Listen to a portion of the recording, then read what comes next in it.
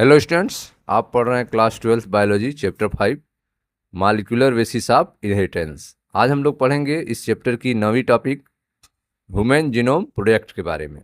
तो आइए दोस्तों समझते हैं ह्यूमन जीनोम प्रोजेक्ट होता क्या है और इसमें क्या क्या स्टडी की गई है, क्या इंफॉर्मेशन हमें मिला है।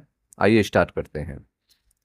In the preceding sections you have learn that it is the sequence of bases in DNA that determines the genetic information of a given organism। ठीक है, जो आप पीछे के जो सेक्शन पढ़े हैं उसमें आपने देखा कि डीएनए के जो बेस के सीक्वेंस होते हैं, डीएनए में उपस्थित बेस के सीक्वेंस ही निर्धारित करते हैं किसी भी ऑर्गेनिज्म के जेनेटिक इंफॉर्मेशन को। डीएनए में मिलने वाले बेस का अनुक्रम किसी भी ऑर्गेनिज्म का जेनेटिक इंफॉर्मेशन का निर्धारण करता है। डीएनए में मिलने वाला, डीएनए के अंदर आपने देखा था प्यूरिन पिरिमिडिन बेस मिले थे, तो उसी के द्वारा जो बेस सीक्वेंस है, डीएनए में मिलने वाला जो बेस का क्रम है, सीक्वेंस है, उसी से किसी भी जीव के आनुवांशिक सूचना, जेनेटिक इंफॉर्मेशन, माता पिता की सूचना निर्धारित होती है। ठीक है, यह बातें आप पढ़ लिए हैं। In other word, genetic makeup of an organism are an individual lie in the DNA sequences. किसी भी ऑर्गेनिज्म की जेनेटिक मेकअप जो होता है उसके डीएनए में मिलने वाले सीक्वेंस से निर्धारित होता है। किसी भी ऑर्गेनिज्म का या इंडिविजुअल का जेनेटिक मेकअप, आनुवांशिक व्यवस्था जो है, वह उसके डीएनए में मिलने वाले सीक्वेंस से निर्धारित होता है। तो डीएनए में मिलने वाले सीक्वेंस से ही किसी भी ऑर्गेनिज्म का, किसी भी इंडिविजुअल का जेनेटिक मेकअप को निर्धारित किया जाता है। आप पढ़ रहे हैं ह्यूमन जीनोम प्रोजेक्ट के बारे में। आपको बताया गया कि आपने जो पीछे पढ़ा है, डीएनए में मिलने वाले जो बेस सीक्वेंस हैं वे किसी भी ऑर्गेनिज्म के जेनेटिक इंफॉर्मेशन का निर्धारण करते हैं, या फिर हम कहें किसी भी ऑर्गेनिज्म की जेनेटिक मेकअप, आनुवांशिक व्यवस्था जो है, उसके डीएनए में मिलने वाले सीक्वेंस से निर्धारित होता है। इफ टू इंडिविजुअल डिफर, ठीक है, यदि दो लोग एक दूसरे से अलग हैं, if two individual differ then their DNA sequences should also be different at least at some places. यदि टू इंडिविजुअल डिफर हैं, अलग अलग हैं, तो उनके डीएनए सीक्वेंस भी कम से कम कुछ जगहों पे तो डिफरेंट होंगे। तो यदि दो लोग हैं, दो विभिन्न व्यक्ति हैं, उनमें मिलने वाला जो डीएनए सीक्वेंस है वह कुछ न कुछ जगहों पे अलग अलग होगा, जिसकी वजह से उनमें विभिन्नता आई है, डिफरेंस आया है। तो if two individual differ then their DNA sequence should also be different at least at some point. ठीक है, तो दो अलग अलग व्यक्तियों में मिलने वाला डीएनए सीक्वेंस कुछ जगहों पर अलग अलग होता है। ठीक है, These assumption lead to the quest of finding out the complete DNA sequence of human genome। ठीक है, तो यह जो बातें अभी तक बताई गई कि दो व्यक्तियों में, दो इंडिविजुअल जो आपस में डिफरेंट हैं, कुछ डिफरेंस हैं, इसकी वजह है डीएनए सीक्वेंस का कुछ जगहों पर डिफरेंट होना। ये बातें जो हैं, ये असम्पशंस जो हैं डीएनए की कंप्लीट सीक्वेंस के बारे में जानकारी प्राप्त करने की जिज्ञासा पैदा करता है।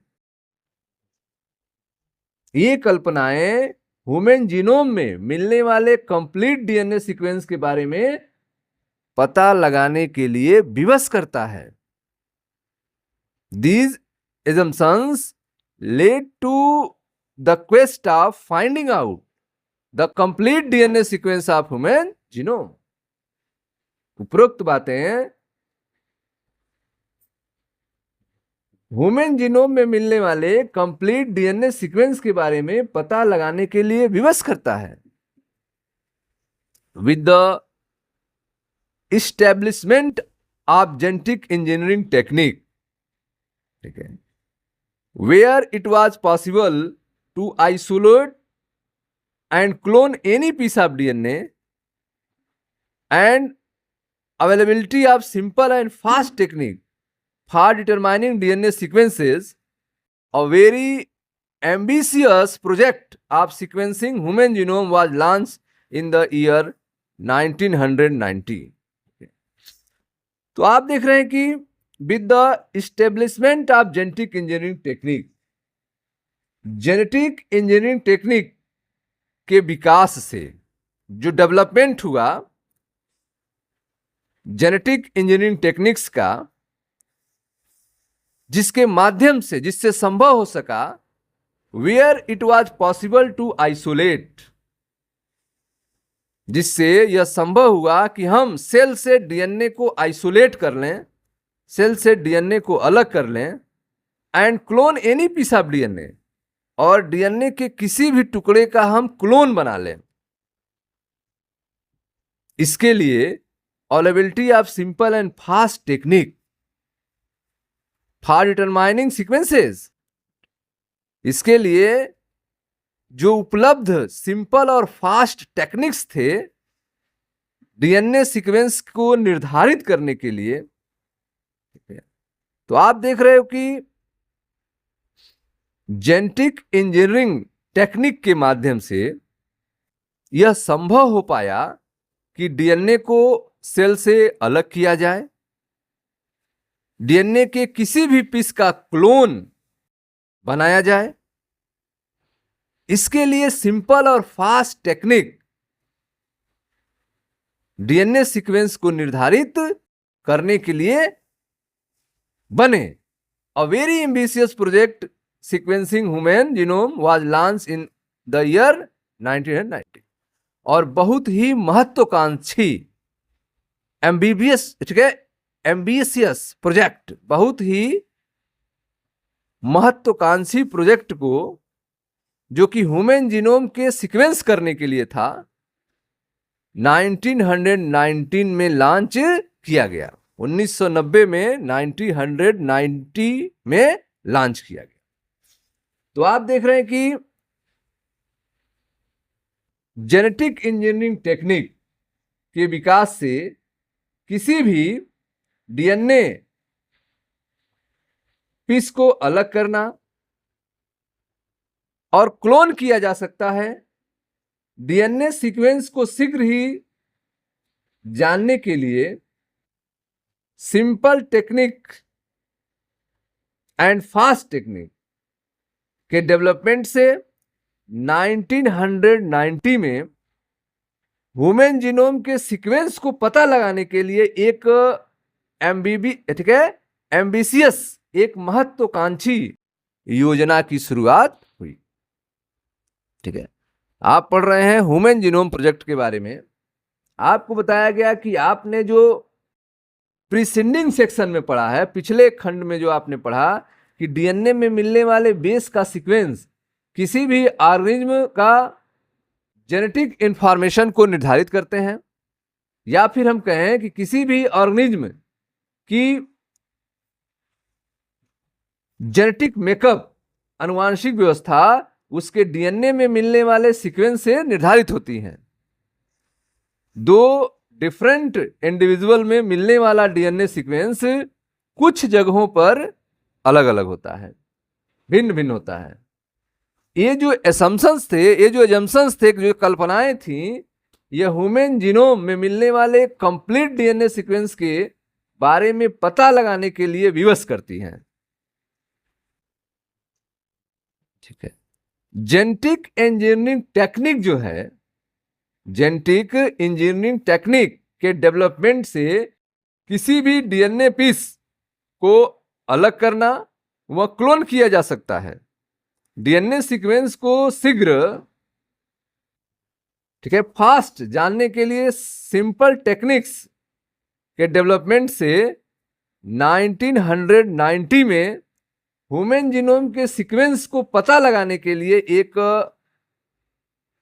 एम्बिशियस प्रोजेक्ट, महत्वाकांक्षी योजना की शुरुआत हुई। ठीक, आइए इस योजना के बारे में अब बात करते हैं। ह्यूमन जीनोम प्रोजेक्ट, जिसे शॉर्ट में एसजीपी कहेंगे, was called a mega project. Human genome project जो एक महायोजना कहलाता है, मेगा प्रोजेक्ट कहलाता है। You can imagine the magnitude and the requirement for the project if we simply define the aim of the project as follow। यदि इस योजना के उद्देश्यों को ध्यान दें, you can imagine the magnitude and requirement for the project. ठीक है, यदि इस प्रोजेक्ट के रिक्वायरमेंट, मैग्नीट्यूड को ध्यान दें, ठीक है, तो इसके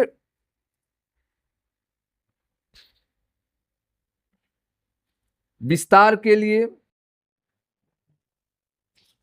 हम इसके बारे में कल्पना कर सकते हैं।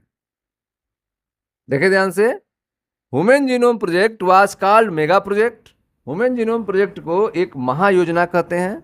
यू कैन इमेजिन, आप इमेजिन कर सकते हैं, the magnitude and requirement for the project. इस प्रोजेक्ट की मैग्नीट्यूड क्या है, इसकी जरूरत क्या है।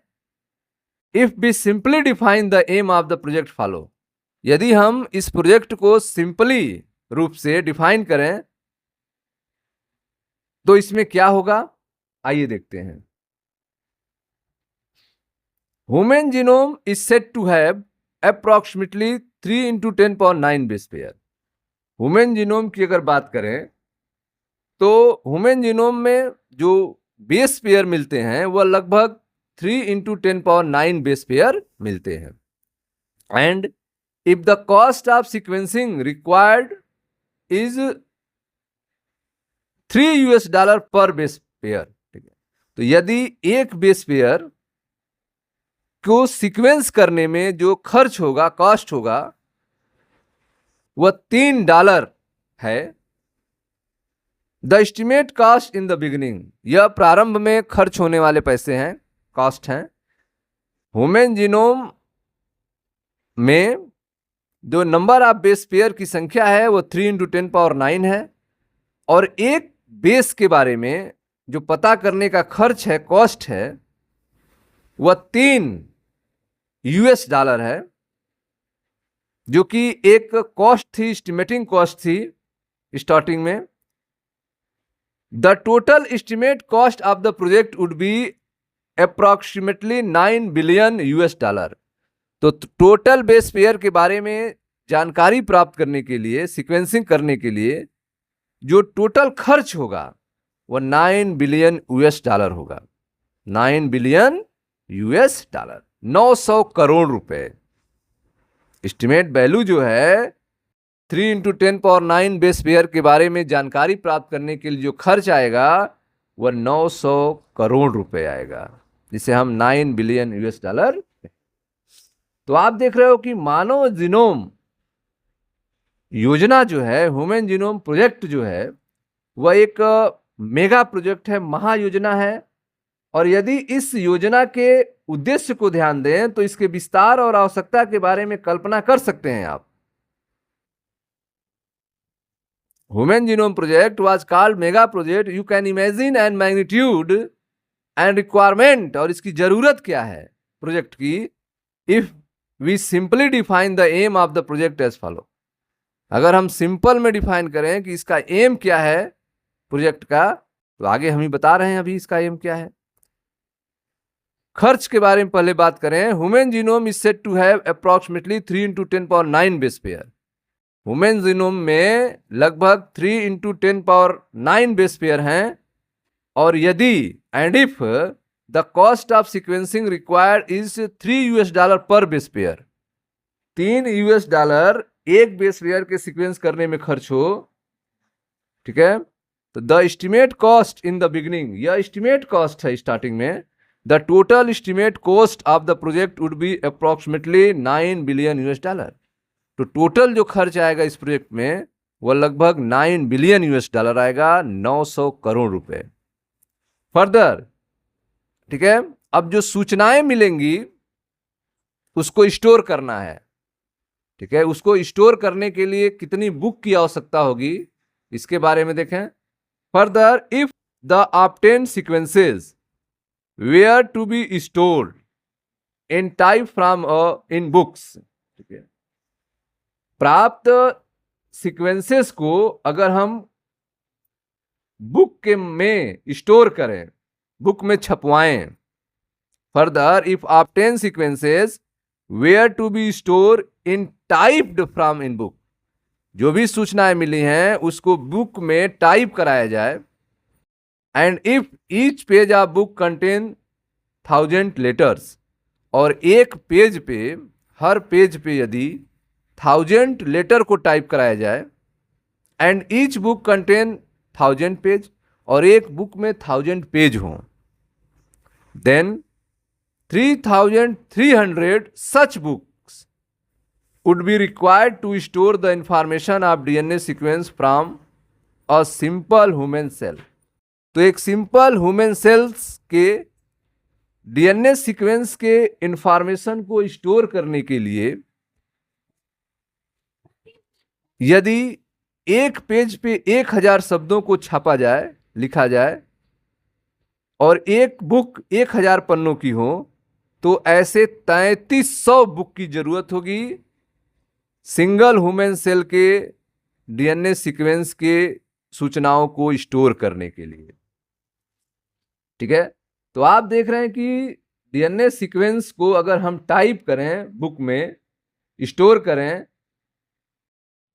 जिसके प्रत्येक पेज पे 1000 लेटर टाइप हो, और इस तरह के बुक में 1000 पृष्ठ हो एक बुक में, और इस तरह से एक ह्यूमन सेल्स के डीएनए के इंफॉर्मेशन को स्टोर करने हेतु 3300 किताबों की आवश्यकता होगी।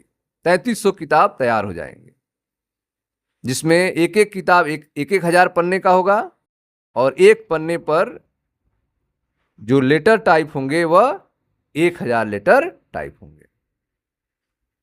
The enormous amount of data, अब किसी भी सूचना को, डीएनए के सूचना को के बारे में जानकारी प्राप्त करने के लिए इन 3300 बुक में से आपको सर्च करना होगा। इसके लिए किसकी जरूरत है? तो the enormous amount of data expected to be generated also necessitated the use of high speed computational device for data storage and retrieval and analysis। ठीक है, तो इस प्रकार आप देख रहे हैं कि एक बड़ी संख्या में डाटा को प्राप्त करने के लिए हाई स्पीड कंप्यूटेशनल डिवाइस चाहिए। एक बहुत तेज रफ्तार से चलने वाले कंप्यूटर की जरूरत है, जिससे डाटा को स्टोर करें, ठीक है, उस कंप्यूटर में डाटा को स्टोर करें, जरूरत पड़ने पर उसे रिट्राइवियल करें,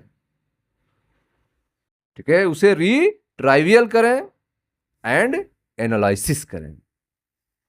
तो आपने देखा इस प्रकार बड़ी संख्या में डाटा को प्राप्त करने के लिए हाई स्पीड कंप्यूटेशनल डिवाइस की जरूरत है, हाई स्पीड कंप्यूटर्स की जरूरत है, जिससे डाटा को स्टोर किया जा सके, उनको रिट्राइवियल कर सकें, पुनः विश्लेषण कर सकें, स्टोर कर सकें, एनालिसिस कर सकें।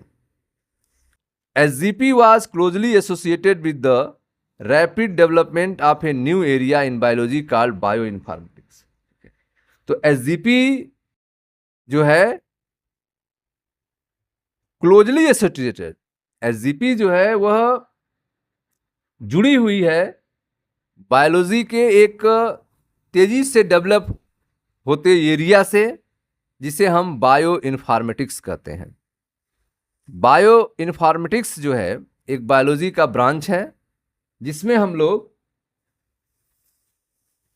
ठीक है, ऑर्गेनिज्म से जेनेटिक इंफॉर्मेशन से रिलेटेड सूचनाओं का डिस्कशन करते हैं। Bio informatics is the branch of scientist in which study of animal DNA informations। SGP was closely associated with the rapid development of new area in biology called bioinformatics। ठीक है, तो SGP जो है human genome project जो है वह closely associated है, जुड़ी हुई है बायोलॉजी के एक रैपिड डेवलपमेंट एरिया से, जिसे हम बायो इन्फॉर्मेटिक्स कहते हैं, जैव सूचना विज्ञान। जैव सूचना विज्ञान, जिसमें DNA के बारे में सूचनाओं का अध्ययन किया जाता है। यह बायोलॉजी की एक नई ब्रांच है। इससे SGP जो है ह्यूमन जीनोम प्रोजेक्ट जो है क्लोजली रूप से जुड़ा हुआ है। अब हम लोग पढ़ेंगे गोल्स क्या है SGP का।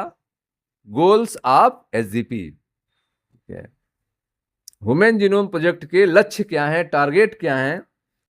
सम of the important goal of SGP were as follow.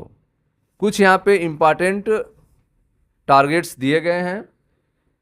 Number 1, identify all the approximately 20,000 to 25,000 gene in human DNA। ठीक है, तो पहला टारगेट है कि ह्यूमन DNA में जो 20 से 25,000 जीन पाए जा रहे हैं उनको पता लगाना है, आइडेंटिफाई करना, उनको पहचानना है। ठीक है, तो पहला लक्ष्य है कि ह्यूमन DNA में लगभग 20 से 25,000 जीन जो हैं उनको आइडेंटिफाई करना, पहचानना है, पता लगाना है।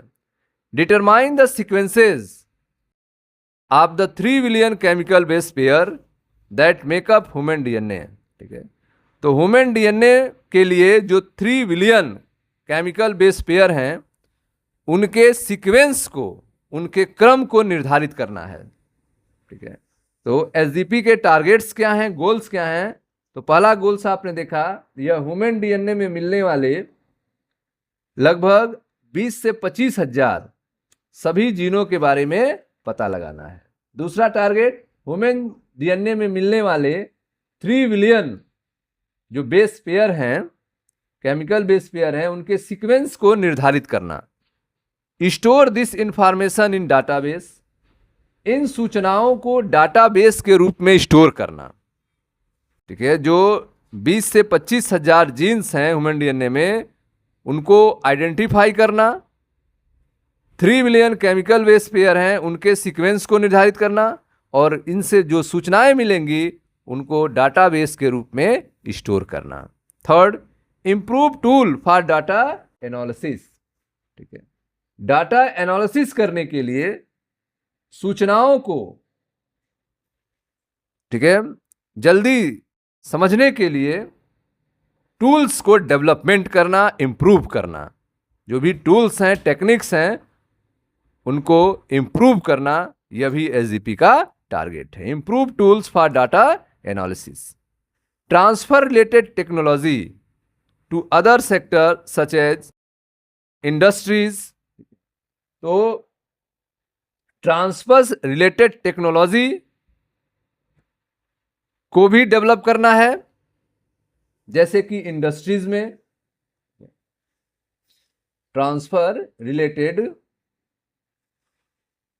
टेक्नोलॉजी को भी डेवलप करना है, जो कि दूसरे सेक्टर में ट्रांसफर हो सकें, address the ethical, legal and social issue that may arise from project, और इस प्रोजेक्ट से जो उठने वाले एथिकल, लीगल और सोशल इशू हैं उनके बारे में भी विचार करना है। ये जो प्रोजेक्ट है ह्यूमन जीनोम प्रोजेक्ट, इसकी वजह से जो नैतिक, कानूनी और सामाजिक मुद्दे के बारे में विचार भी करना है। ठीक है, ethical, legal and social issue, ELSI, इनके बारे में भी एड्रेस करना है, विचार करना है। ठीक है, तो आप देख रहे हैं गोल्स ऑफ SGP के क्या गोल्स हैं। तो आपको बताया गया कि सबसे पहला गोल्स जो है ह्यूमन DNA में पाए जाने वाले 20 से 25 हजार जीन्स के बारे में आइडेंटिफाई करना, 3 बिलियन केमिकल बेस पेयर जो ह्यूमन DNA के मेकअप करते हैं उनके बारे में डिटरमाइन करके उनका सीक्वेंस तैयार करना, उनसे मिलने वाले इंफॉर्मेशन को डाटाबेस को स्टोर करना। ठीक है, उस डाटाबेस को एनालिसिस करने के लिए इंप्रूव टूल्स का प्रोडक्शन करना, improve tool for data analysis. ठीक है, और transfer related technology to other sector, दूसरे सेक्टर में ट्रांसफर करने के जो टेक्नोलॉजी हैं उनको डेवलप करना, जैसे कि इंडस्ट्रीज में ट्रांसफर किया जाए। और इसके साथ जो है ह्यूमन जीनोम प्रोजेक्ट से उठने वाले जो इथिकल, लीगल और सोशल इशू होंगे उन पे विचार करना। ठीक, the human genome project was a 13-ईयर प्रोजेक्ट। ह्यूमन जीनोम प्रोजेक्ट जो है वह 13-ईयर प्रोजेक्ट है, 13 साल में कंप्लीट होने वाले प्रोजेक्ट हैं। इसका टाइम पीरियड 13 ईयर रखा गया है। The human genome project was a 13-ईयर project coordinated by the US department of energy and the national institute of health. ठीक है, तो आप देख रहे हो कि ह्यूमन जीनोम प्रोजेक्ट एक 13 ईयर की प्रोजेक्ट है, योजना है, जिसे US डिपार्टमेंट ऑफ एनर्जी और नेशनल इंस्टीट्यूट ऑफ हेल्थ के द्वारा कोऑर्डिनेटेड किया जा रहा है, फंडिंग किया जा रहा है। इस प्रोजेक्ट में खर्च होने वाले पैसों की व्यवस्था, ठीक है, और सारी चीजों की व्यवस्था 2 लोग कर रहे हैं, US डिपार्टमेंट ऑफ एनर्जी और नेशनल इंस्टीट्यूट ऑफ हेल्थ। ये दोनों लोग मिलकर इस प्रोजेक्ट को कोऑर्डिनेटेड कर रहे हैं और यह प्रोजेक्ट जो है 13 सालों में इसको कंप्लीट करना है। तो ह्यूमन जीनोम प्रोजेक्ट 13 ईयर्स की योजना, जिसे US department of energy and national institute of health द्वारा सहयोग प्राप्त था, कोऑर्डिनेटेड थे। During the early year of SGP, the Wellcome Trust become a major partner. ठीक है, ह्यूमन जीनोम प्रोजेक्ट के प्रारंभिक वर्षों में यूनाइटेड किंगडम का जो वेलकम ट्रस्ट था वह भी एक मेजर पार्टनर था। तो ठीक है, प्रारंभिक वर्षों में वेलकम ट्रस्ट UK SGP में भागीदारी थी, बाद में दूसरे देश वाले भी जुड़े। एडिशनल कंट्रीब्यूशन, ठीक है, contribution came from Japan, France, Germany, China and other. ठीक है, बाद में कंट्रीब्यूशन हुआ जापान का, फ्रांस का, जर्मनी का, चाइना का और दूसरे देशों का। ठीक है, तो आप देख रहे हैं कि ह्यूमन जीनोम प्रोजेक्ट जो है वह 13 ईयर्स की योजना, जिसे US department of energy and national institute of health जो है फंडिंग किए थे, कोऑर्डिनेटेड किए थे। प्रारंभिक टाइम में during early year of SGP, Wellcome Trust UK become major partner. Wellcome Trust UK जो है इसका मुख्य पार्टनर बना था। ठीक है, बाद में जो है कुछ लोग और भी शामिल हुए। एडिशनल जो कंट्रीब्यूशन था वे जापान, फ्रांस, जर्मनी, चाइना और दूसरे कंट्री के लोग भी शामिल हुए। The project was completed in 2003। यह ह्यूमन जीनोम प्रोजेक्ट 2003 में कंप्लीट हो गया। आज से 21 साल पहले यह योजना कंप्लीट हो गई थी। आज 2025 चल रहा है, 2003 में यह योजना कंप्लीट हो गई थी। ठीक है, आज से 22 साल पहले। तो सोचिए, यह योजना जो है 22 साल पहले कंप्लीट हो गई थी। ह्यूमन जीनोम के बारे में पूरी जानकारी प्राप्त हो गई थी। तो 22 साल के टाइम में क्या क्या एडवांस लेवल तक की खोज हो चुकी होगी। आज जो है कितना एडवांस हो चुका होगा यह project. Knowledge about the effect of DNA variation among individual can lead to revolutionary new way to diagnose, treat and someday prevent the thousands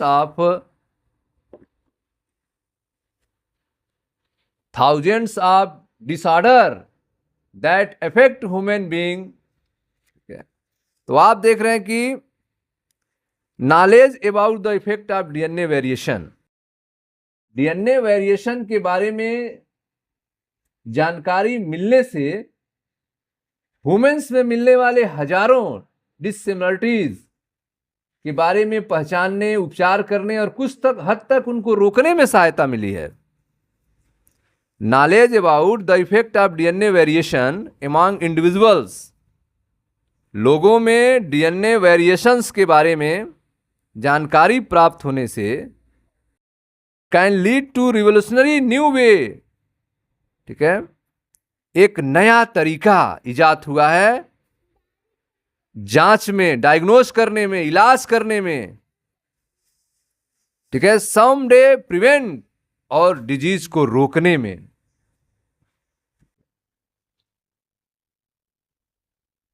तो आप देख रहे हैं कि विभिन्न व्यक्तियों में मिलने वाले डीएनए के वेरिएशन के बारे में प्राप्त जानकारी से वुमेन्स में मिलने वाले हजारों अनियमितताओं, थाउजेंड्स ऑफ डिससिमिलरिटीज के बारे में पहचानने, उपचार करने और कुछ हद तक उनको रोकने में भी सहायता मिली है। Knowledge about the effect of DNA variation among individual can lead to revolutionary new way to diagnose, नए तरीके जो हैं जांच करने के आए, ट्रीट करने के, समडे प्रिवेंट, उनको रोकने के, the thousands disorder that effect human being, जो हजारों डिसऑर्डर थे जो ह्यूमन बीइंग को प्रभावित करते थे। Besides providing clue to understanding human biology, और इसके साथ साथ ह्यूमन बायोलॉजी को समझने के लिए कुछ क्लू मिले, ह्यूमन बायोलॉजी को समझने में क्लू मिले। Learning about non human organism DNA sequences, non human organism के डीएनए सीक्वेंस को लर्न करने के बेस पे, प्राप्त जानकारी के बेस पे, learning about non human organism DNA sequence can lead to an understanding of their natural capabilities. ठीक है, उनके प्राकृतिक क्षमताओं के बारे में समझने में मदद मिली जो नॉन ह्यूमन ऑर्गेनिज्म थे। Beside providing clue to understanding human biology, human biology को समझने में क्लू प्राप्त हुए जो नॉन ह्यूमन ऑर्गेनिज्म थे। ठीक है, जो नॉन ह्यूमन ऑर्गेनिज्म थे, ह्यूमन को छोड़ के जो ऑर्गेनिज्म थे, उनके डीएनए को सीक्वेंस करना और उनको समझ के उनके नेचुरल कैपेबिलिटी, जो प्राकृतिक क्षमता है उनके पास, उसका यूज जो है हम कई सेक्टर में कर सकते हैं। Non human organism DNA sequence can lead to an understanding of their natural capabilities that can be applied towards solving challenges in health care, agriculture, energy production, environmental remediation। तो non human organism के DNA sequence का पता करके हम उनके natural capability का use करके ठीक है, कई चैलेंजेस प्रॉब्लम्स को सॉल्व कर सकते हैं जो कि हेल्थ केयर से हैं, एग्रीकल्चर से हैं, एनर्जी प्रोडक्शन से, इन्वायरमेंट रेमिडिएशन से जुड़े हुए हैं। ह्यूमन जीनोम, ह्यूमन बायोलॉजी के क्लू को समझने, नॉन ह्यूमन ऑर्गेनिज्म के डीएनए सीक्वेंस की प्राप्त नॉलेज के बेस पर उनके नेचुरल कैपेबिलिटी का उपयोग करके, ठीक है, health sector, agriculture, energy production and environmental remediation के सुधार की दिशा में उठने वाले चैलेंजेस को सॉल्व किया जा सकता है। Many non human model organism, ठीक है, बहुत सारे नॉन ह्यूमन मॉडल ऑर्गेनिज्म हैं जिनका यूज किया गया है, सच एज बैक्टीरिया, ईस्ट, ठीक है, Caenorhabditis elegans, Drosophila plants etc have also been sequenced। इनके डीएनए को सीक्वेंस किया गया है और इनका यूज किया गया है डिफरेंट टाइप के स्टडी में। Many non human model organism, बहुत सारे नॉन ह्यूमन मॉडल ऑर्गेनिज्म हैं जिनका हमने डीएनए सीक्वेंस किया है और इनका यूज किया है डिफरेंट टाइप के स्टडी में, जैसे कि बैक्टीरिया के डीएनए सीक्वेंस किए गए, एस्चेरिया कोलाई के, ईस्ट के, ठीक है, कोएनोरैप्टिस एलिगेंस के, जो कि एक free living non pathogenic nematode है, free living non pathogenic nematode है कोएनोरैप्टिस एलिगेंस, ड्रोसोफिला जिसके बारे में आप जानते हैं, फ्रूट फ्लाई है, प्लांट्स जिसमें राइस और अरेबिडोप्सिस है, ठीक है। तो in non human model organism का डीएनए सीक्वेंसेस किया गया है और इनका जो है यूज किया गया है स्टडी करने के लिए, कई सारे सेक्टर को स्टडी करने के लिए। अब हम लोग पढ़ेंगे ठीक है, मेथोडोलॉजीज के बारे में, इनके कार्य प्रणाली के बारे में। ह्यूमन जीनोम प्रोजेक्ट्स के क्या कार्य प्रणाली हैं, मेथोडोलॉजीज हैं, यह हम लोग समझेंगे कैसे यह वर्क करता है। मेथोडोलॉजीज, कार्य प्रणालियां। The methods involve two major approach, इनमें दो मेजर अप्रोच का यूज किया जाता है। The methods involve two major approaches, इन विधियों में दो महत्वपूर्ण तरीकों का उपयोग किया गया है। The methods involve two major approach, तो यह दो मेजर अप्रोच कौन कौन है? पहला, one approach focus on identify all the gene that are express as RNA. पहला जो अप्रोच है, जो पहला प्रमुख अप्रोच है, वह यह है कि उन सभी जीनों का पता करना जो आरएनए के रूप में एक्सप्रेस होते हैं। आप पढ़े हैं डीएनए से सूचना आरएनए में जाती है, डीएनए से इंफॉर्मेशन आरएनए में ट्रांसफर होता है, ट्रांसक्रिप्शन, ठीक है। तो सबसे पहले हमें उन जीन का पता लगाना है जिनका, ठीक है, ट्रांसफॉर्म आरएनए के रूप में होता है, जो सूचनाएं आरएनए एक्सेप्ट करता है डीएनए से। तो पहले हम उन्हीं जीन के बारे में पता लगाएंगे जिनके पास सूचना है, यह पहला लक्ष्य होगा। One approach focus on identifying all the gene that are express as RNA, refer to as express sequence tag. इसे हम एक्सप्रेस सीक्वेंस टैग कर सकते हैं। तो पहला लक्ष्य है कि हम एक्सप्रेस सीक्वेंस टैग का पता लगाएं। The other took the blind approach, और जो दूसरा लक्ष्य होगा वो एक ब्लाइंड अप्रोच है।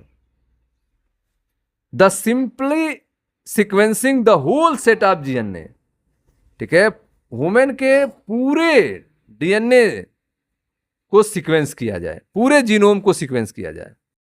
The other took the blind approach, जो कि ब्लाइंड अप्रोच है, आप simply sequencing the whole set of DNA that contain all the coding non coding sequence, जिसमें कोडिंग सीक्वेंस भी हो, नॉन कोडिंग सीक्वेंस हो, and later assigning different region in the sequence with functions, ठीक है। और आगे चल के जो है उनके अलग अलग रीजन्स को उनके फंक्शन के साथ पता लगाया जाए। A term refer to as sequence annotation, इसके लिए हम एक टर्म यूज करेंगे सीक्वेंस एनोटेशन।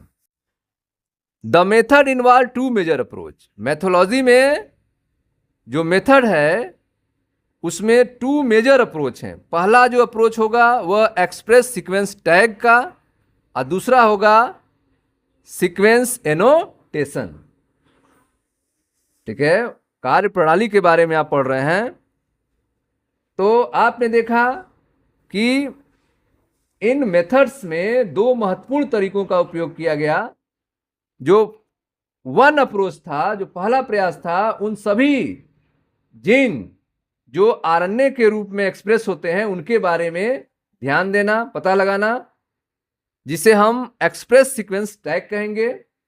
और दूसरा जो प्रयास है वह यह है कि जीन में मिलने वाले सभी जीनोम, चाहे वह कोड वाले हों चाहे नॉन कोड वाले सीक्वेंस हों, की जानकारी प्राप्त करना, उनके कार्य को निर्धारित करना। Different region in sequences with function, उनके कार्य को भी निर्धारित करना,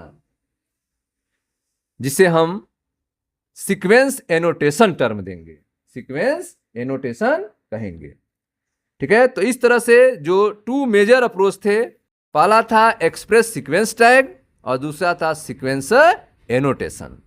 इसमें कोडिंग नॉन कोडिंग दोनों रीजन का पता करना है, whole set of DNA human का पता करना है, यह एक ब्लाइंड अप्रोच है, ठीक है।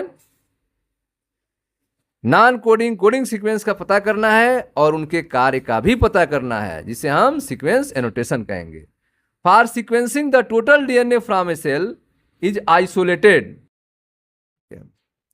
Total DNA of the cell, ठीक है। सेल से टोटल डीएनए को सीक्वेंस करने के लिए सबसे पहले हमें सेल से डीएनए को आइसोलेट करना होगा, सेल से डीएनए को निकालना होगा।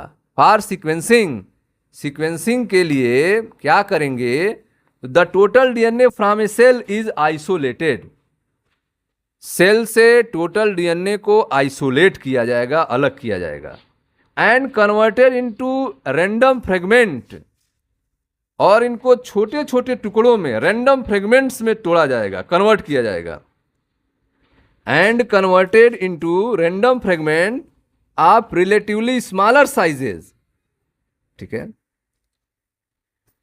रिलेटिवली स्मॉलर साइज के रैंडम फ्रेगमेंट तैयार कर किए जाएंगे।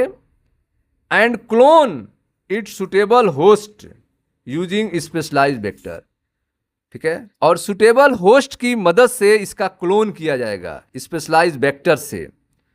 स्पेशलाइज्ड वेक्टर का यूज करके सुटेबल होस्ट में डाल के इन डीएनए फ्रेगमेंट्स का क्लोन तैयार किया जाएगा, ठीक है। तो आप देख रहे हैं कि यह प्रोसेस होगा कैसे।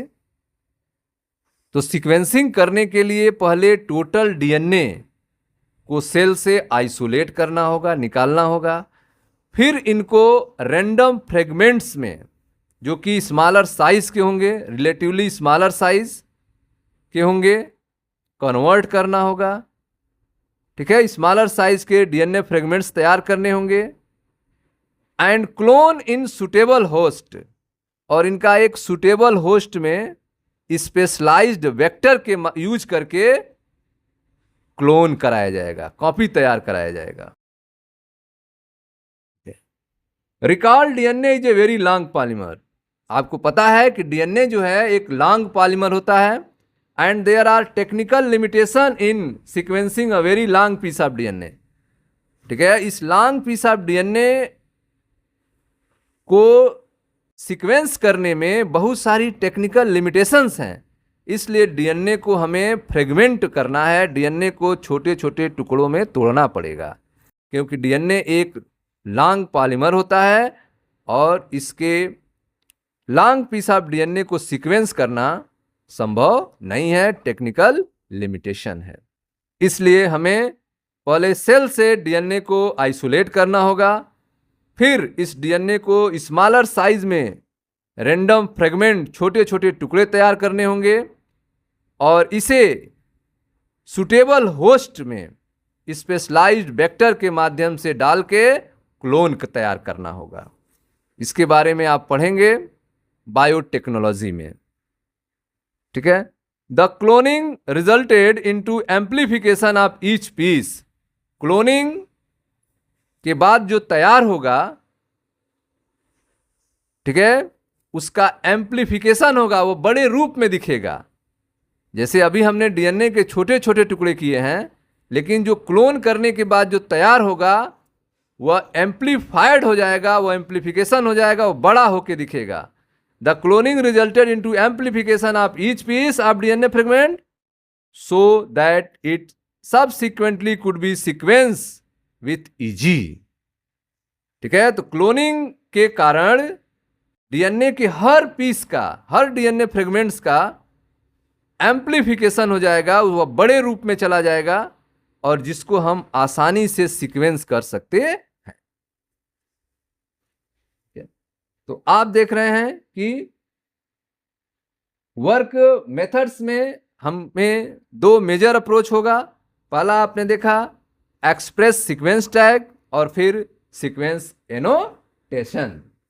ठीक है, इसके लिए सेल से कंप्लीट डीएनए सीक्वेंस को जानकारी प्राप्त करने के लिए इसे पहले हम आइसोलेट करेंगे, फिर इसे छोटे छोटे फ्रेगमेंट्स में, ठीक है, तैयार करेंगे और एक सुटेबल होस्ट में स्पेशलाइज्ड वेक्टर के माध्यम से क्लोन कराएंगे। ठीक है, क्लोनिंग से, ठीक है, ईच डीएनए का एम्प्लीफिकेशन होगा। क्लोनिंग के बाद हर डीएनए को एम्प्लीफाइड कर सकते हैं। एम्प्लीफिकेशन की सहायता से इसके सीक्वेंस के बारे में जानकारी मिलना आसान हो जाता है, इजी हो जाता है। The commonly use host were bacteria and yeast. जो कॉमनली रूप से होस्ट का यूज करते हैं वह बैक्टीरिया या फिर यीस्ट होता है। And the vector were called BAC, और जो वेक्टर होता है उसे बीएसी एंड वाईएसी कहा जाता है। BAC bacterial artificial chromosome, YAC yeast artificial chromosome. ठीक है, तो इस मेथड के लिए हम जो होस्ट यूज करेंगे वह बैक्टीरिया और यीस्ट होंगे। ठीक है, वेक्टर्स को हम कहेंगे बीएसी बैक्टीरियल आर्टिफिशियल क्रोमोसोम और वाईएसी ईस्ट आर्टिफिशियल क्रोमोसोम। तो मेथोलॉजी के बारे में अब आप समझ गए होंगे कि इन विधियों में दो महत्वपूर्ण तरीकों का उपयोग किया गया है। पहले प्रयास में हम उन सभी जीन जो आरएनए के रूप में एक्सप्रेस होते हैं उनके बारे में ध्यान देना है, इसे हम एक्सप्रेस सीक्वेंस टैग कहेंगे। और दूसरा प्रयास यह है कि जीन में मिलने वाले सभी जीनोम, चाहे वह कोडिंग हो चाहे नॉन कोडिंग हो, सीक्वेंस की जानकारी प्राप्त करके उनके फंक्शंस निर्धारित करना, जिसे हम सीक्वेंस एनोटेशन कहेंगे। सेल्स के कंप्लीट डीएनए को आइसोलेट करना, ठीक है, इनमें सीक्वेंस की जानकारी के लिए पहले हम इन डीएनए को फ्रेगमेंट्स में, छोटे छोटे रैंडम पार्ट में बनाएंगे।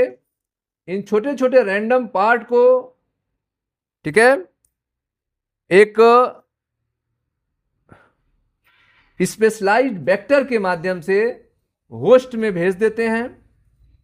स्पेशलाइज्ड वेक्टर के माध्यम से, जो कि बीएसी और वाईएसी हो सकता है, बैक्टीरियल आर्टिफिशियल क्रोमोसोम हो सकता है या ईस्ट आर्टिफिशियल क्रोमोसोम हो सकता है। एक स्पेशलाइज्ड वेक्टर के माध्यम से होस्ट में डालेंगे, होस्ट जो कि बैक्टीरिया और ईस्ट है, होस्ट में डालेंगे और यह होस्ट जो है उसका क्लोन तैयार करेगा। जब क्लोन मिल जाएगा तो क्लोन से ईच डीएनए के एम्प्लीफिकेशन में सहायता होगा, हेल्प होगा। क्लोन से हर डीएनए को एम्प्लीफाइड किया जा सकता है, जिससे इनके सीक्वेंस के बारे में जानकारी मिलना आसान हो जाता है। ठीक है। सामान्यतः जो होस्ट होते हैं वे बैक्टीरिया या यीस्ट हैं, और जो वेक्टर हैं वह BAC और YAC हैं। बैक्टीरियल आर्टिफिशियल क्रोमोजोम या यीस्ट आर्टिफिशियल क्रोमोजोम होते हैं। ठीक है।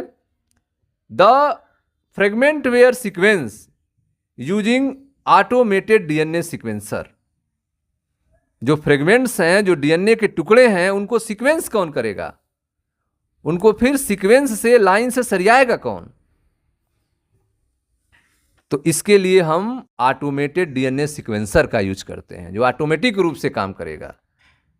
The fragment were sequence using automated DNA sequencer that work on the principle of a method develop by Frederick Sanger. जो फ्रेडरिक सेंगर के द्वारा डेवलप मेथड के प्रिंसिपल पर काम करता है। ऑटोमेटेड डीएनए सीक्वेंसर जो डीएनए फ्रेगमेंट को एक सीक्वेंस में लगाएंगे। और यह किस सिद्धांत पे काम करता है? यह वर्क करता है फ्रेडरिक सेंगर के द्वारा डेवलप प्रिंसिपल पे काम करता है। तो फिगर में आप देखें, और representative diagram of human genome project. इस प्रोजेक्ट में आप देख रहे हैं कि ह्यूमंस के सेल से डीएनए को आइसोलेट करेंगे। ठीक है। और फिर इसको फ्रेगमेंट करके कंप्यूटर के माध्यम से इसको पढ़ेंगे। डीएनए सीक्वेंसर से कंप्यूटर बेस पे इसको पढ़ेंगे। The fragment were sequenced using automated DNA sequencer. Fragment को सीक्वेंस करने के लिए ऑटोमेटेड डीएनए सीक्वेंसर्स का यूज करेंगे। That work on principle of a method develop by Frederick Sanger. ठीक है। जो फ्रेडरिक सेंगर के द्वारा डेवलप प्रिंसिपल पे कार्य करता है। आपको याद होना चाहिए, remember, Sengar is also credited for developing method for determination of amino acid sequencer in proteins. Proteins में एमिनो एसिड के सीक्वेंसर के बारे में मेथड का डेवलपमेंट जो है सेंगर ने ही किया था। सेंगर ने प्रोटीन में एमिनो एसिड को कैसे सीक्वेंस है, उस सीक्वेंस को निर्धारित करने का जो मेथड है वह सेंगर ने ही डेवलप किया है। सेंगर ने डीएनए फ्रेगमेंट को कैसे हम सीक्वेंस करेंगे, यह भी मेथड जो है फ्रेडरिक सेंगर ने ही डेवलप कर रहे हैं। तो the fragment were sequence using automated DNA sequencer. Fragment को सीक्वेंस करने के लिए ऑटोमेटेड डीएनए सीक्वेंसर का यूज किया जा रहा है। That work on the principle of a method develop by Frederick Sanger. जो फ्रेडरिक सेंगर के द्वारा डेवलप मेथड पे काम करता है। Sanger is also credited for developing method for determining the amino acid sequencers in protein. Sanger ने amino acids sequence जो protein में होते हैं उसको भी डेवलप करने के मेथड को बनाया था, डेवलप किया था। These sequences were then arrange based on some overlapping region present in them. ठीक है। ये जो सीक्वेंस होते हैं वे overlapping regions present in them, इनमें कुछ ओवरलैपिंग रीजन होते हैं, उन्हीं के बेस पे अरेंज होते हैं। This sequence were then arrange. ये सीक्वेंस जो थे वह ऐसे अरेंज होते थे कि इनमें कुछ ओवरलैपिंग रीजन प्रेजेंट होते हैं। Some overlapping region present in them. ठीक है। कुछ ओवरलैपिंग रीजन इसमें उपस्थित होते हैं, उन्हीं के बेस पे ये अरेंज होते हैं। ठीक है। तो आप देख रहे हैं कि डीएनए के जो सेगमेंट्स हैं उन्हें डीएनए सीक्वेंसर जो कि फ्रेडरिक सेंगर द्वारा डेवलप प्रिंसिपल पर वर्क करता है के उपयोग द्वारा करते हैं। इन सीक्वेंस को एक दूसरे में स्थित ओवरलैपिंग के बेस पर व्यवस्थित करते हैं। This sequences were then arrange based on some overlapping region present in them. इन सीक्वेंस को एक दूसरे में स्थित ओवरलैपिंग के बेस पर व्यवस्थित करते हैं। This required generation of overlapping fragment for sequencing. ठीक है, सीक्वेंसिंग के लिए ओवरलैपिंग फ्रेगमेंट का निर्माण होना आवश्यक है। सीक्वेंसिंग के लिए ओवरलैपिंग फ्रेगमेंट का जनरेट होना आवश्यक है। This required generation of overlapping fragment for sequencing. Sequencing के लिए ओवरलैपिंग फ्रेगमेंट का होना आवश्यक है। Alignment of these sequences was humanly not possible. In sequence का अलाइनमेंट होना मनुष्यों के द्वारा संभव नहीं है, ह्यूमन्स इसको नहीं कर पाएगा। Alignment of these sequences was humanly not possible. Human के द्वारा इन सीक्वेंसेस को अलाइनमेंट करना संभव नहीं है। Therefore specialised computer based program were develop. इसके लिए specialised computer based program develop किए गए हैं। इसके लिए कंप्यूटर बेस्ड प्रोग्राम के डेवलपमेंट की जरूरत है। ठीक है, फिगर आप देखें जिसमें ह्यूमन सेल से डीएनए को आइसोलेट करके फ्रेगमेंट बनाएंगे, फ्रेगमेंट को फिर सीक्वेंस करेंगे, तो इसके लिए कंप्यूटर बेस्ड प्रोग्राम होनी चाहिए। यह ह्यूमन के द्वारा संभव नहीं है। तो alignment of this sequences was humanly not possible.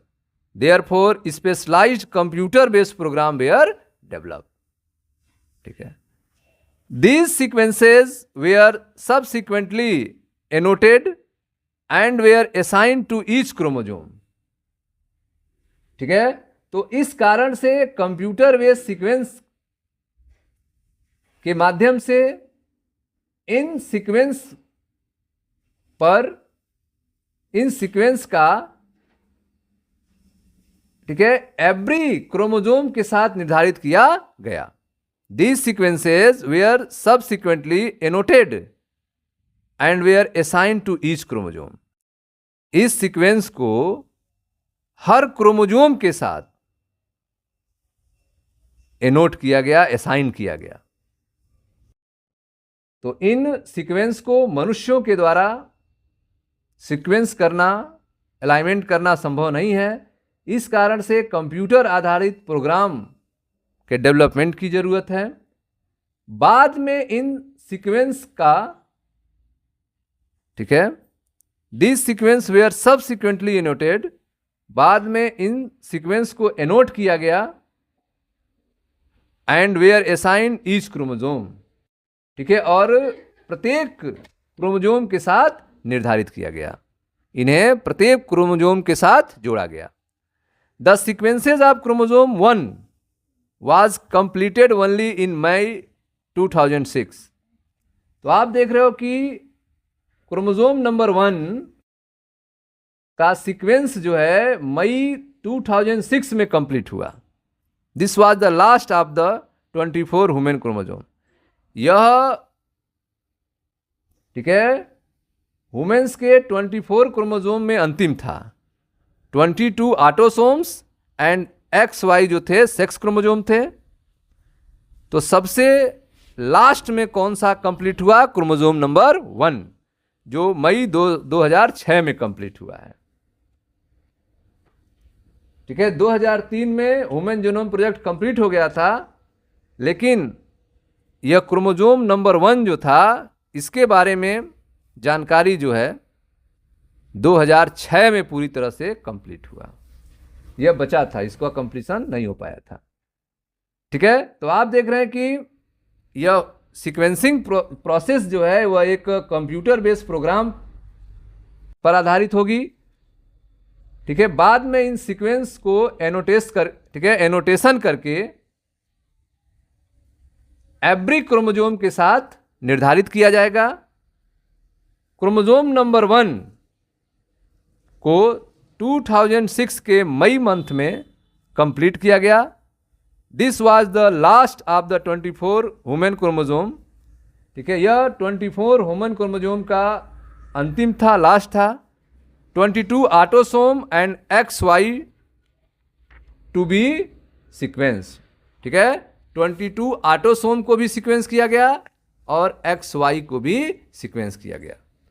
Another challenging task was assigning the genetic and physical map on the genome. जो दूसरा चैलेंजिंग टास्क था वह यह था कि जेनेटिक और फिजिकल मैप जीनोम का तैयार करना। ठीक है, जीनोम का जेनेटिक और फिजिकल मैप तैयार करना। दूसरा चुनौतीपूर्ण कार्य जीनोम का जेनेटिक और फिजिकल मैप तैयार करना था।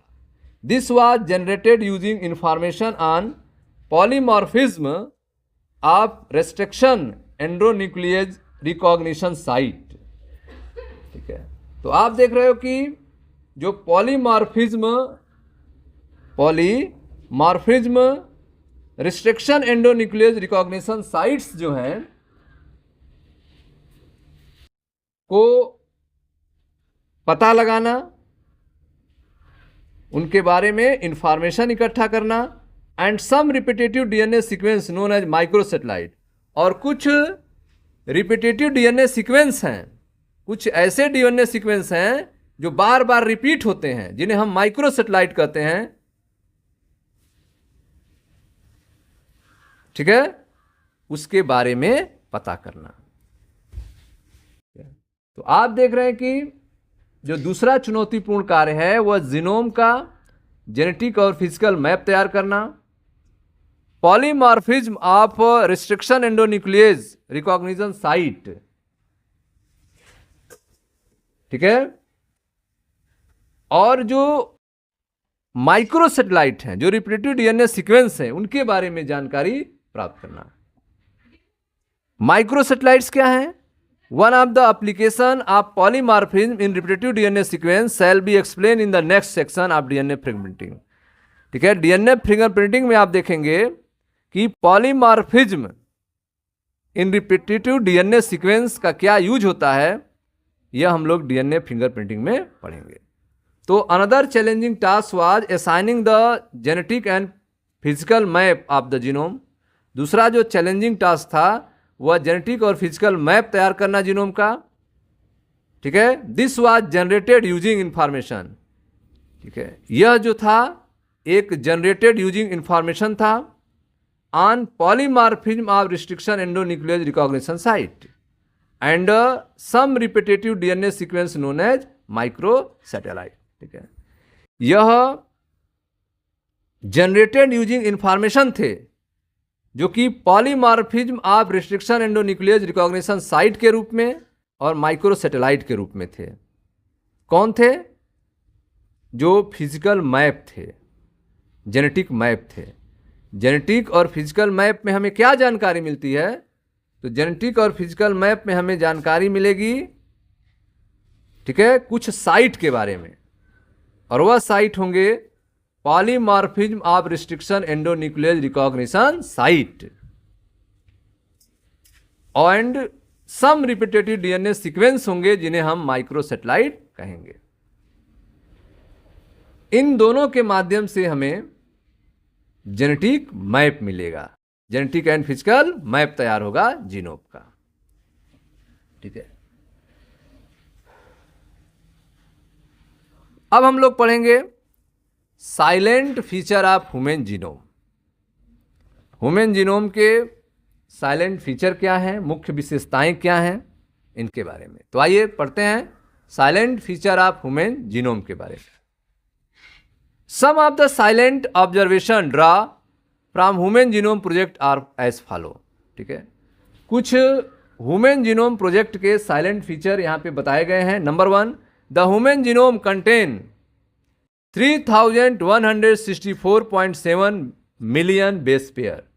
ह्यूमन जीनोम में 3164.7 मिलियन बेस पेयर उपस्थित हैं। मानव जीनोम में 3164.7 करोड़ क्षार मिलते हैं। The human genome contain 3164.7 million base pair. The average gene consist of 3000 base. एक एवरेज जीन की अगर बात की जाए तो उसमें 3000 बेस पेयर स्थित होते हैं, बेस स्थित होते हैं। But size vary greatly. ठीक है, इनके आकार जो हैं उनके आकार में बहुत डिफरेंस हैं, but size vary greatly, with the largest known human genome being dystrophin at 2.4 million base. जो सबसे लार्जेस्ट ह्यूमन जीन मिला है वह डिस्ट्रॉफिन है, जिसमें 2.4 मिलियन बेस हैं। तो एवरेज की बात की जाए, औसतन प्रत्येक जीन में 3000 बेस स्थित होते हैं, जिनके आकार में अधिक विभिन्नताएं होती हैं। ह्यूमन्स में ज्ञात सबसे बड़ी जो जीन है वह डिस्ट्रॉफिन है, जिसमें 2.4 करोड़ बेस मिले हैं। The average gene consist of 3000 bases, but size were greatly, with the largest known human gene being dystrophin at 2.4 million bases. The total number of gene is estimated at 30,000. ठीक है, जो total gene थे वे 30,000 थे। Gene की संख्या 30,000 है, much lower than previous estimate. जो पहले अंदाजा लगाया गया था उससे बहुत कम है। पहले अंदाजा लगाया गया था कि यह 80,000 से 1,40,000 जीन हो सकते हैं, लेकिन उनसे बहुत कम है, 30,000 है। ठीक है, पहले जो प्रीवियस एस्टिमेट्स वैल्यू थी, पहले अंदाजा लगाया गया था कि 80,000 से लेकर 1,40,000 तक जीन हो सकते हैं, लेकिन पता चला कि अब ह्यूमन में जो जीन हैं वे लगभग 30,000 हैं। Almost all nucleotide bases are exactly the same in all humans. लगभग न्यूक्लियोटाइड के जो बेस होते हैं वो एग्जैक्टली सेम होते हैं ऑल ह्यूमन्स में।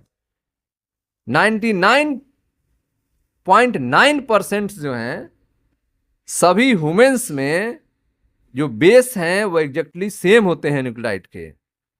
ठीक है, पीपल के जगह पे आपको ह्यूमन्स पढ़ना है। The functions are known for over 50% of the discovered gene. Discovered gene की 50% से अधिक कार्य के बारे में जानकारी प्राप्त हो गई है। खोजी गई 50% से अधिक जीन के वर्क के बारे में जानकारी प्राप्त है। आप पढ़ रहे हैं silent feature of human genome. इसमें आपको बताया गया the human genome contain 3,164.7 million base pair. मानव जीनोम में 3,164.7 करोड़ क्षार मिलते हैं। The average gene consist of 3,000 base, but sizes vary greatly, with the largest known human gene being dystrophin at 2.4 million base. जो एवरेज जीन में 3,000 base स्थित हैं, जिनके शेप में अधिक विभिन्नताएं हैं। The size vary greatly. वुमेन्स में ज्ञात सबसे बड़ी जीन जो है डिस्ट्रॉफिन है, जिसमें 2.4 करोड़ बेस मिलते हैं, 2.4 मिलियन बेस मिलते हैं। The total number of gene is estimated at 30,000। जो जीन की संख्या है वो 30,000 है, जो पहले से अनुमानित संख्या थी 80,000 से 1,40,000, इससे काफ़ी कम है। और लगभग 99.9% लोगों में मिलने वाला न्यूक्लियोटाइड क्षार समान होते हैं। किनमें? ऑल ह्यूमन्स की बात की जा रही, पीपल की नहीं। Almost all 99.9% nucleotide base are exactly the same in all humans. The function are unknown for over 50% of the discovered gene. ठीक है, जो डिस्कवर्ड जीन है उनके 50% वर्क के बारे में जानकारी प्राप्त हो चुकी है। खोजे गए 50% से अधिक जीन के कार्य के बारे में जानकारी हो चुकी है। The functions are unknown for over 50% of the discovered gene, less than 2% of the genome code for protein. 2% से कम जीनोम जो है वह प्रोटीन का कोडिंग करते हैं। Less than 2% of the genome code for proteins. 2% से कम जीनोम जो है प्रोटीन के लिए कोडिंग करते हैं। Repeated sequence make a very large portion of human genome.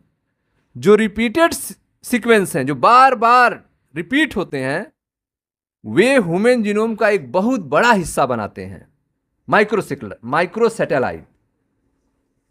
Repetitive DNA sequence known as microsatellite, यह ह्यूमन जीनोम का एक बहुत बड़े हिस्से को तैयार करते हैं। Repeated sequences make a very large portion of human genome. Repetitive sequences are stretches of DNA sequences that are repeated many time. Repeated sequence जो हैं वे डीएनए सीक्वेंस को स्ट्रेच करते हैं, बढ़ाते हैं, क्योंकि वह बार बार रिपीट होते हैं, लपटाते हैं। सम टाइम 100 to 1000 टाइम, कभी कभी ये 100 बार, कभी कभी हजारों बार लपटाते हैं। They are tough, they are thought to have no direct coding function. ठीक है, इनका कोई डायरेक्ट कोडिंग फंक्शन में वर्क नहीं है, but they shed light on chromosome structure, dynamic and evolution. लेकिन यह क्रोमोजोम के स्ट्रक्चर के लिए, डायनेमिक के लिए और इवोल्यूशन के लिए जरूरी है। ठीक है, तो ह्यूमन जीनोम के एक बहुत बड़े भाग का फॉर्मेशन जो है रिपीटिंग डीएनए सीक्वेंस के द्वारा होता है, माइक्रोसैटेलाइट के द्वारा होता है। रिपीटिंग डीएनए सीक्वेंस के फैले हुए भाग हैं। ठीक है, रिपीटिंग डीएनए जो है वह डीएनए के फैले हुए भाग हैं जिनकी कभी कभी 100 से 1000 बार पुनरावृत्त होती है, रिपीट होते हैं, जिनके बारे में यह विचार है कि इनका सीधा कोडिंग से कोई कार्य नहीं है, लेकिन इनसे क्रोमोजोम के स्ट्रक्चर, डायनेमिक गतिकी और इवोल्यूशन के बारे में जानकारी प्राप्त होती है। Chromosome 1 has most gene. Chromosome number 1 में सबसे अधिक जीन है 2968, 2968 जीन है क्रोमोजोम नंबर 1 में, सबसे अधिक gene. And the Y has fewest, और वाई में सबसे कम जीन है 231 जीन। ठीक है, यह घट भी रहा है, पहले ज्यादा थे, अब धीरे धीरे घटकर 231 हो गया है। अब ऐसे घटता रहेगा तो कंडीशन खराब होने वाली है पुरुषों की, मैंस की। वाई गायब होते ही मैन गायब हो जाएंगे, देखते हैं क्या होता है। हाँ, तो क्रोमोजोम नंबर 1 हैज जीन 2968, तो क्रोमोजोम नंबर 1 में सर्वाधिक जीन है 2968। एंड वाई हैज फ्यूएस्ट, और वाई क्रोमोजोम्स में सबसे कम जीन है 231। Scientist have identify about 1.4 million location where single base DNA differences.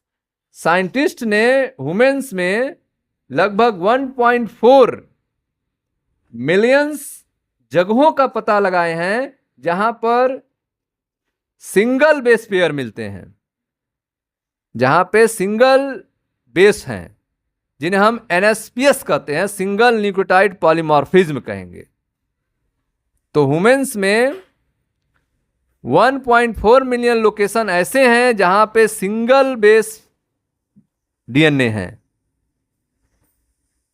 ठीक है, तो आप देख रहे हो कि साइंटिस्ट ने मानव में लगभग 1.4 करोड़ ऐसे जगह हैं जहां सिंगल बेस हैं, जिन्हें सिनेप्स कहा जाता है, जिसे सिनेप्स कहा जाता है।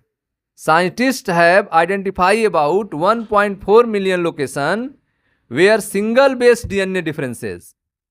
साइंटिस्ट ने 1.4 मिलियन लोकेशन ऐसे प्राप्त किए हैं जहां पे सिंगल बेस डीएनए डिफरेंसेस हैं, जिन्हें हम सिंगल न्यूक्लियोटाइड पॉलीमॉर्फिज्म कहेंगे, एनएसपीएस, जिसे हम प्रोनाउंस करेंगे निप्स से, निप्स। ठीक है, इसको प्रोनाउंस कैसे करेंगे? निप्स।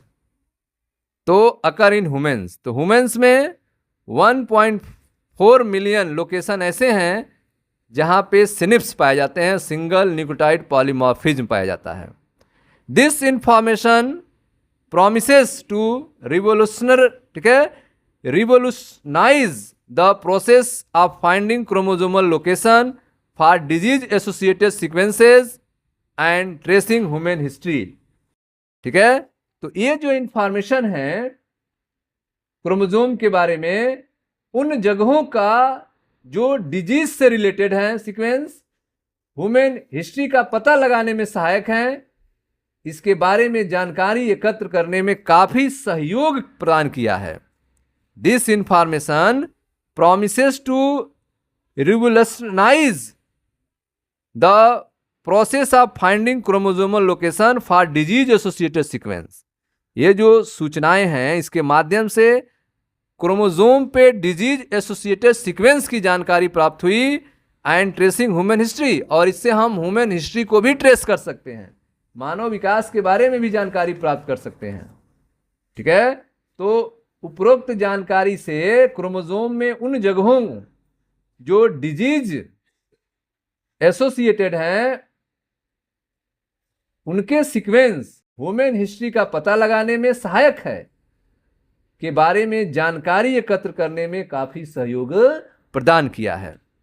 This information promises to revolutionize the process of finding chromosomal location for disease associated sequence and tracing human history.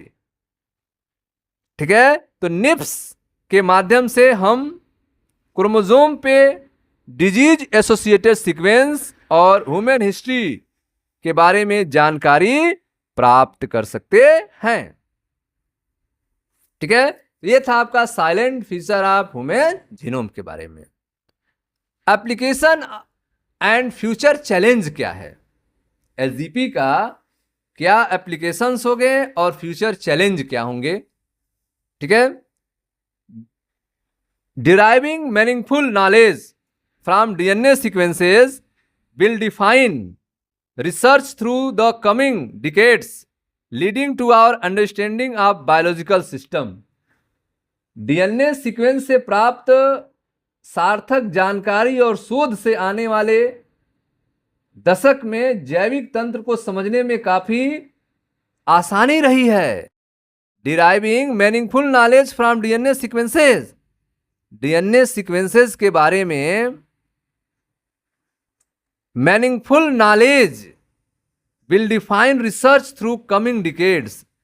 आने वाले दशकों में रिसर्च के माध्यम से leading to our understanding for biological system, biological system को समझने में हमें आसानी मिलेगी।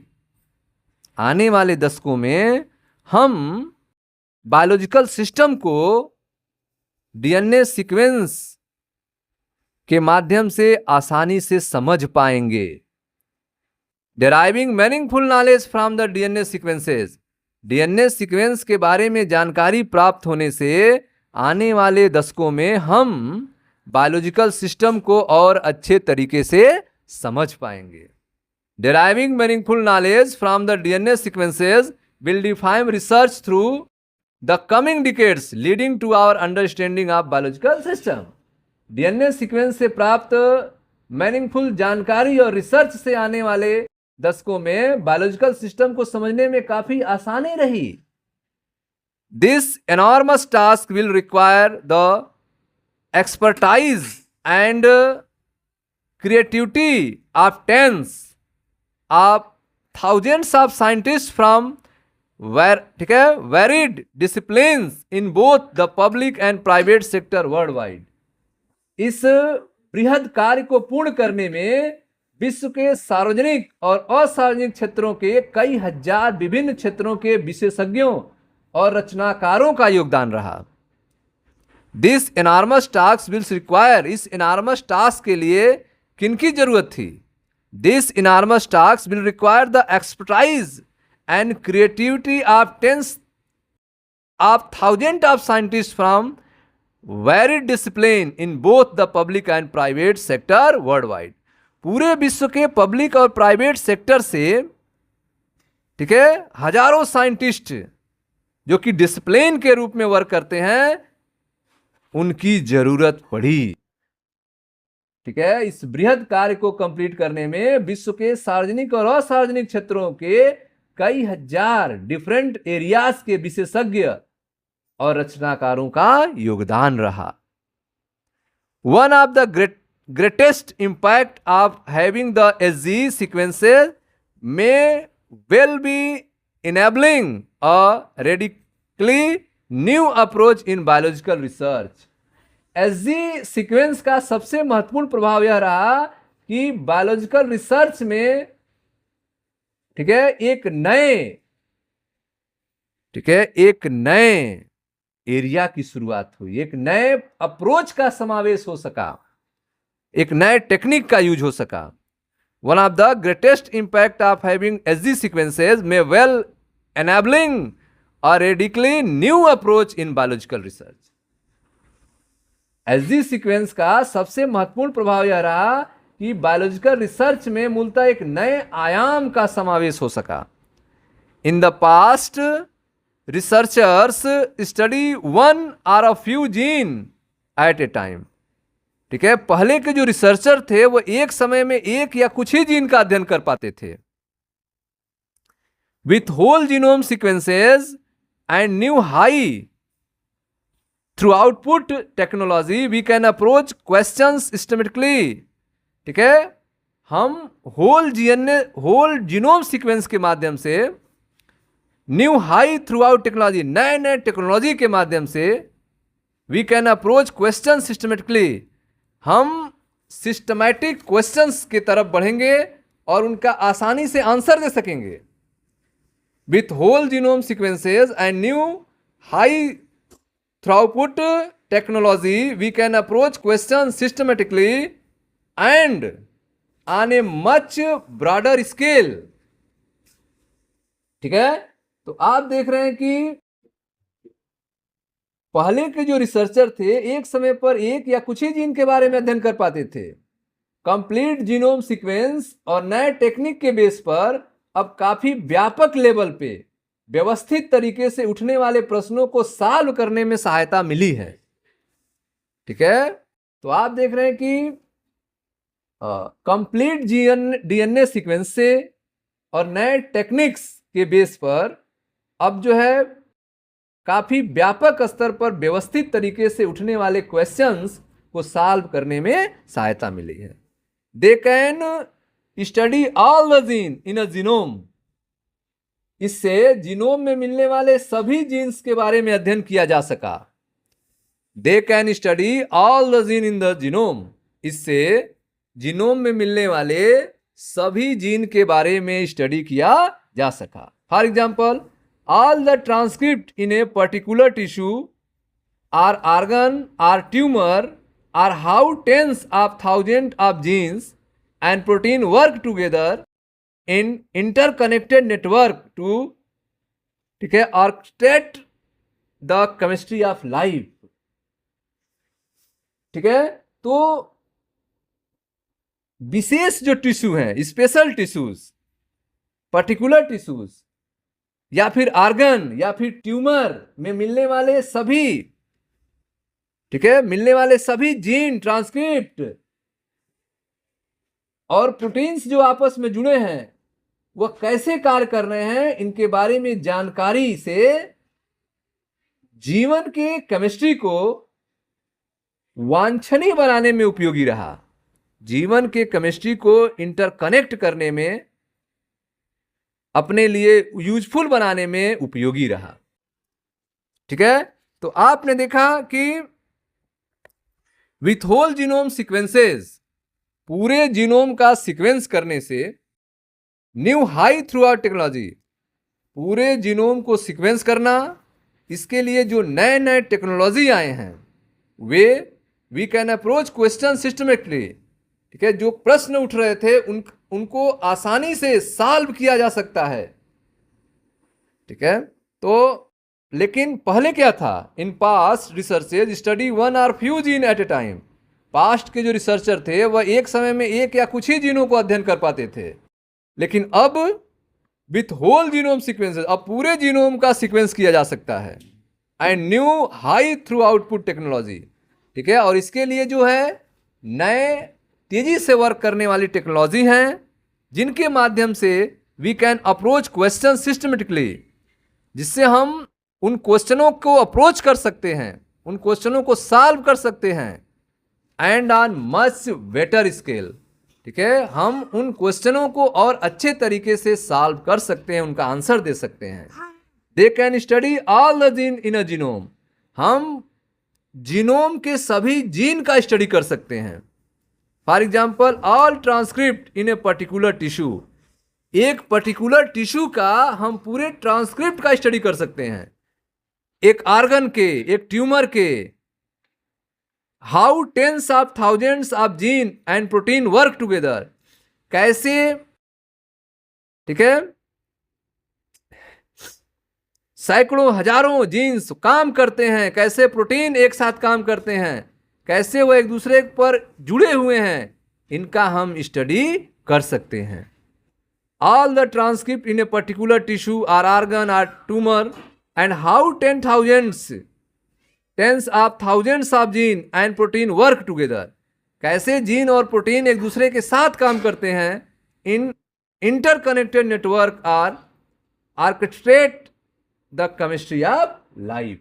ठीक है, तो हम विशेष जो टिश्यूज हैं, ऑर्गन हैं, ट्यूमर हैं में मिलने वाले सभी ट्रांसक्रिप्ट, हजारों जीन्स और प्रोटीन आपस में जुड़े हुए, ठीक है, कनेक्शन की तरह कैसे कार्य करते हैं, इनसे प्राप्त जानकारी से जीवन के केमिस्ट्री को, केमिस्ट्री ऑफ लाइफ, जीवन के केमिस्ट्री को वांछनीय बनाने में उपयोगी रहा है। ठीक है, अपने इच्छा के अनुसार वांछनीय, जैसा आप चाह रहे हैं वैसा बनाने में यूजफुल रहा है। ठीक है स्टूडेंट्स, तो ये थे आपके एप्लीकेशन एंड फ्यूचर चैलेंजेस। ठीक है, तो आपका कंप्लीट हुआ ह्यूमन जीनोम प्रोजेक्ट। मिलते हैं नेक्स्ट वीडियो में, जहां पे हम लोग अगले टॉपिक की चर्चा करेंगे, और अगला टॉपिक आपका होगा डीएनए फिंगर प्रिंटिंग।